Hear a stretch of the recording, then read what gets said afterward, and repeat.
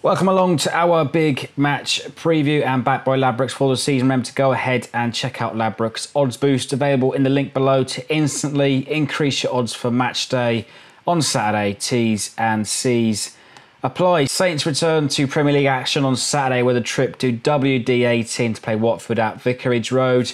And Clive's with me to look ahead to the match on Saturday afternoon. Well, Clive, mate, we go into the game on the back of the FA Cup win against Fulham at the weekend at Craven Cottage, albeit maybe far from convincing, but it's a win nonetheless, and wins are exactly what we need right now to get ourselves out of this sticky situation. That's right, Freddie, and it was a great day out at Fulham, both, for the players' point of view, getting that win, and for the fans. I thought we had a great support up there, around about 5,000 in fantastic voice, and I think that really puts to bed those people that say, we should just concentrate on the Premier League. I think that's a ridiculous statement. I think the FA Cup is very important. It's given us as fans our best days out over the years, and it's given us our best memories. And I think, looking back, my career as a player, but playing in cups was, really gets you lifted, and hopefully that's exactly what Saints need right now. And it's hope that we want. I mean, we've heard from the staff and the players many times this season, we need to build on this, but just exactly how can Saints build on it on Saturday? The main thing is they're going to have to do it on the road. If you look at the fixtures that we've got for the rest of the season, 7 games at home, 4 against the top 6, that's going to be really tough to get a decent haul of points from home games. So we're going to have to do it on the road. Going away to win games, you have to be defensively organised as a team. You have to get that Man United performance that we had at Old Trafford. That has to come out, really, every single week. And that's what we've got to hope for, really. More defensive stability. Yeah, and of course, we're drawn against Watford as well in the 4th round of the FA Cup. A home tie at St Mary's this time at the end of the month. Of course, we lost down here when they met us in the Prem in September time. I don't think it's a bad draw. I obviously would have liked a lower league opponent, someone like, Yeovil or Rochdale, somewhere obscure, somewhere we haven't been before. But what's your reaction to the draw? Well, I was a little bit underwhelmed because I was really looking forward to an away game again and, a decent travelling, I'd call, support going on the road. I love those cup games. It just brings out something about people. They come alive, really.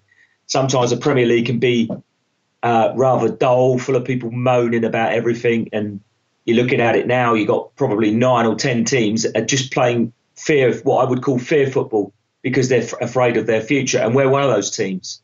So the Cup does something. And Watford at home is a decent chance. Although I will say that they were probably the best team to play at St Mary's this season. Their performance at St Mary's was outstanding. They played us off the park in midfield. And that's one area we've got to be a lot stronger on the weekend. So, although Watford have really slumped in recent weeks. Yeah, that brings me perfectly onto my next note. And obviously before we go there, but I think hopefully the club will subsidise some of the ticket prices for the FA Cup match at the end of the month. But more on to Saturday. You've mentioned Watford got a lot of injuries at the moment, and they've got a lot of injuries in midfield for Saturday. We've looked fairly solid in midfield, I would say, this season. Recently, great performances from Ward-Prowse. He's had some stick, as he does every single season. He scored at the weekend, a great strike it was against Fulham, and another player exceeding expectations, Pierre-Emile Højbjerg.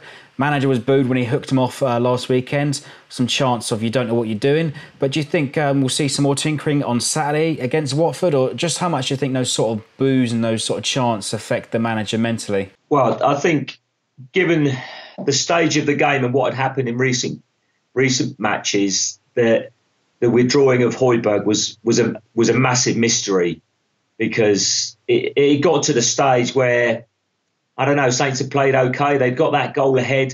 Should have probably put it to bed early in the second half. And then Fulham were giving it a go. And you just thought, why on earth are you taking off your best midfield player of recent matches, which Højbjerg has been? Why are you taking him off and giving Fulham a chance? It's bizarre. The last thing we wanted was a replay. And I kind of get where the fans are coming from. But let's not take that away from the fans, because their enthusiasm was tremendous at Fulham, and that's what we're going to need in these games. We're going to need a cup tie atmosphere. You look at what the games where we really should be focusing: Watford away, West Brom away, Swansea away. They have to be sellouts from the Saints fans' point of view, and it's not just a the point of selling the tickets. It's the point of what sort of fans turn up on the day. Fans that really want to give it some and support the team, which they 99% of the time they always do away from home. Yeah, and we always have a cracking away support. And of course, we want to see some fighting and some enthusiasm From the at team. Vicarage. From both perspectives. We bounce off each other. And in that respect, last time we visited a Vicarage Road last season, it was a cracking game, 4-3. Again, fans in fine voice. But on that day, goals from Tadic, Gabbiadini, and 2 from Nathan Redmond on that day. He's another player at the moment, completely shot of confidence. But how can he find some belief to replicate a performance like that this weekend at Watford? Well, you'd think he would be on the bench, but then you never know with Mr. Pellegrino. So we'll just have to wait and see. I mean, you don't want to crucify a guy before he's stepped out onto a park. You know, if he's playing in red and white, you give him your full support. But he has to play with the team, as does Buffal. But both those guys have got very good ability to go past people. But A, it's the end product, and B, it's their work rate back for the team. It just has to happen. This is such a crunch period of time we're going into now.